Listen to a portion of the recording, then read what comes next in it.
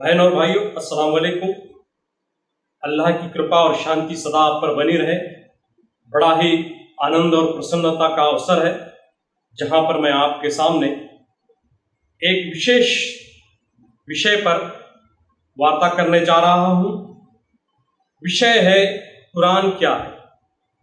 क्या कुरान के लेखक मोहम्मद सल्लल्लाहु अलैहि वसल्लम हैं? इस संदर्भ में बात शुरू यहां से होती है कि संसार में जितने भी धर्म ग्रंथ हैं वो किसी न किसी व्यक्ति विशेष से संबंधित हैं, लिखित हैं। लेकिन कुरान ये विशुद्ध अल्लाह की वाणी है। अल्लाह की तरफ से, अल्लाह की ओर से पैगंबर मोहम्मद सल्लल्लाहु अलैहि वसल्लम पर अवतरित किया हुआ ग्रंथ है। इसमें 114 अध्याय है और विशेषता इसकी ये है कि सुंदरता इसकी ये है कि इस ग्रंथ का जो रचना है वो पद्य में है और इसका संबोधन गद्य में है।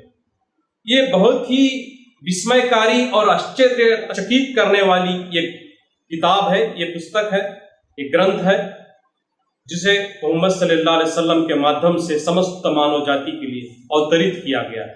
इसी के 10वें अध्याय में 57वां श्लोक बताता है कि अल्लाह कहते हैं कि ऐ लोगों, तुम्हारे पालनहार की ओर से एक शिक्षा आई है जो तुम्हारे अंतरात्मा के रोगों का निवारण, निदान है और मार्गदर्शन है और दया है उन लोगों के लिए जो विश्वास रखते हैं। तो बहुत ही परिपूर्ण और एकमेव द्वितीय, सुरक्षित, एकमेव अंतिम ग्रंथ है जो समस्त मानव जाति के लिए मार्गदर्शन के लिए अवतरित किया गया। यह ग्रंथ एक ही समय में नहीं आया, एक ही समय में अवतरित नहीं हुआ। 23 वर्षों के कालांतराल में यह अवतरित हुआ। ईस्वी सन 610 से 633 तक ये इसका अंतराल काल है अवतरण का। अब हम देखेंगे क्या मोहम्मद पैगंबर सल्लल्लाहु अलैहि वसल्लम इसके लेखक हैं? तो ऐसा नहीं। इसलिए क्योंकि पैगंबर मोहम्मद सल्लल्लाहु अलैहि वसल्लम ये उम्मी थे। उम्मी यानी साक्षर नहीं थे, लिखना और पढ़ना नहीं जानते थे। कुरान के ही अध्याय में कहा गया है कि पैगंबर, यदि तुम कुरान से पहले कोई किताब पढ़ते या लिखते तो ये झूठे लोग तुम्हारे प्रेषित्व पर संदेह करते। अध्याय 29वां है, 48वां श्लोक है। आगे चलकर हम जानना चाहेंगे और कि फिर ये ग्रंथ की क्या विशेषताएं हैं, क्या ऐसे एकमेव द्वितीय होने के इसके तथ्य हैं। तो मित्रों, संसार में जितने भी धर्म ग्रंथ हैं किसी न किसी व्यक्ति विशेष से लिखित हैं। उदाहरण के लिए Ramcharitmanas, Tulsidas, gospel of arc, gospel of mark, arc और मार्क से संबंधित, रामायण ऋषि वाल्मीकि से संबंधित। लेकिन कुरान मोहम्मद सल्लल्लाहु अलैहि वसल्लम से लिखित की हुई ग्रंथ नहीं है, पुस्तक नहीं, क्योंकि पैगंबर लिखना पढ़ना नहीं जानते थे। लेकिन कुरान की ये विशेषता है कि वो बहुत ही परिपूर्ण है। संसार में विविध जो शास्त्र हैं, जो ज्ञान है, उसका भी इसमें उल्लेख आया है। वैज्ञानिक दृष्टिकोण इसमें पाया जाता है, खगोल का दृष्टिकोण इसमें है, अंतरिक्ष का उल्लेख इसमें आया है। संसार में जो बड़े बड़े शास्त्र हैं, एम्ब्रोलॉजी है, एस्ट्रोनॉमी है, जियोलॉजी है, कॉस्मोलॉजी है। इतना ही नहीं कि अंतरिक्ष में जो ग्रह तारे हैं, जैसे सूरज है, अपने ही कक्षा में भ्रमण करता है। ये आज से 1441 साल पहले इसका उल्लेख कुरान में आया है। गर्भ के अंदर बच्चे का, भ्रूण का जो बढ़त है क्रमबद्ध तरीके से, उसका भी उल्लेख आया है इसमें। बिग बैंग का उल्लेख है इसमें और भी बहुत कुछ इसमें है। तो मुझे बताइए, क्या एक निरक्षर व्यक्ति जो पढ़ा लिखा नहीं है, वो व्यक्ति क्या ये सब बातें कर सकता है? क्या वो लिख सकता है? नहीं हो सकता।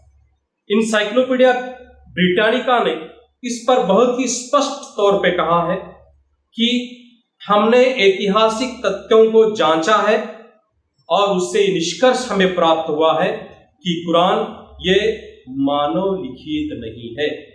और आगे चलते हैं।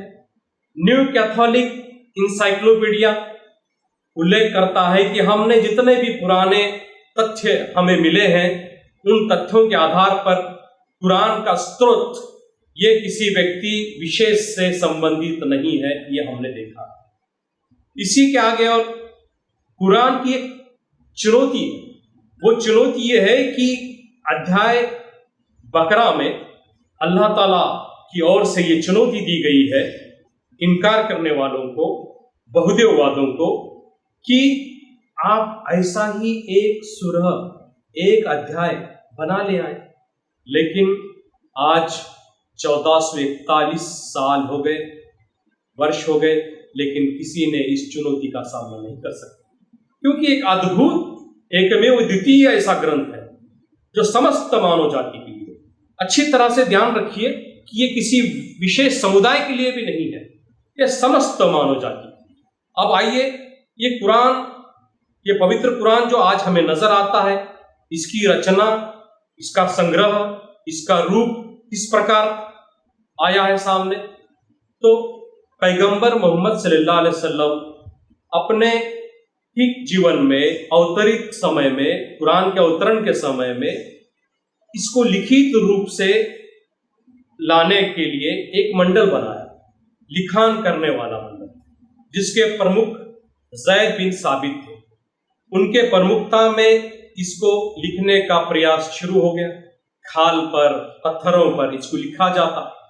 लेकिन पैगंबर के पश्चात ये विविध प्रकार के जो टुकड़े में बटा हुआ था कुरान, उसको खलीफा हजरत उस्मान रज़ियल्लाहु ताला अन्हु ने इकट्ठा किया और उसको संग्रहित किया और एक ग्रंथ के रूप में उसको प्रस्तुत किया। उस समय 7 इसके प्रतियां बनाई गई जो विविध देशों में भेजी गई, सीलबद्ध करके, पंजीकरण करके। और उसके बाद हम देखते हैं कि आज भी संसार में विविध देशों में कुरान वो भी मौजूद है और हम जो इस्तेमाल करते हैं, हम जो अध्ययन करते हैं, वो कुरान भी है। लेकिन उसमें किसी भी प्रकार का भेद नहीं है, किसी भी प्रकार की रचना में फर्क नहीं है, किसी भी प्रकार की त्रुटि नहीं है उसमें। इसीलिए कुरान स्पष्ट रूप से कहता है अल्लाह की तरफ से कि ये कुरान का अवतरण हमने किया है और हम ही इसकी सुरक्षा करने वाले हैं।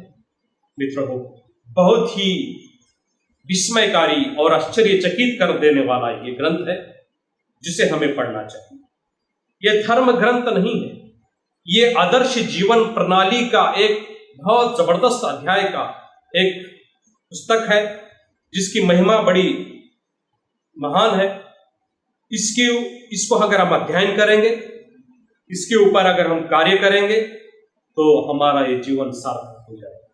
इतना ही नहीं, ऐहिक जीवन आदर्श रूप से हम व्यतीत करेंगे और इस जीवन को हम साध्य कर पाएंगे, सफलता की ओर चल पड़ेंगे और पारलौकिक जीवन में भी हम स्वर्ग के रूप में मोक्ष का प्राप्तिकरण करेंगे। प्रिय मित्रों, मैं आपसे ये निवेदन करना चाहता हूँ, ये अनुरोध करना चाहता हूँ कि आप पवित्र कुरान को अवश्य अध्ययन करें, उसको समझने का प्रयास करें, क्योंकि कुरान के हर अध्याय में अल्लाह की ओर से ये निवेदन किया गया है कि क्या तुम चिंतन मंथन नहीं करते, क्या तुम विचार नहीं करते, क्या तुम अक्ल से काम नहीं लेते, क्या तुम अंतरिक्ष में, भूगोल में, खगोल में, ब्रह्मांड में, सृष्टि में, अपने शरीर की रचना में चिंतन नहीं करते। तो बहुत ही चिंतन कर कर बुद्धि को अपील करने वाला ये ग्रंथ है। यहाँ पर अंधश्रद्धा के लिए कोई जगह नहीं है, कोई स्थान नहीं है। पूरी वैज्ञानिक तथ्यों के आधार पर ये कुरान, पवित्र कुरान प्रस्तुत हुआ है जो हमें अध्ययन करने की ओर बुलाता है। बहुत बहुत धन्यवाद, बहुत बहुत शुक्रिया। अल्लाह की कृपा, एवं उसकी शांति सदा आप पर बनी रहे। बहुत बहुत शुक्रिया।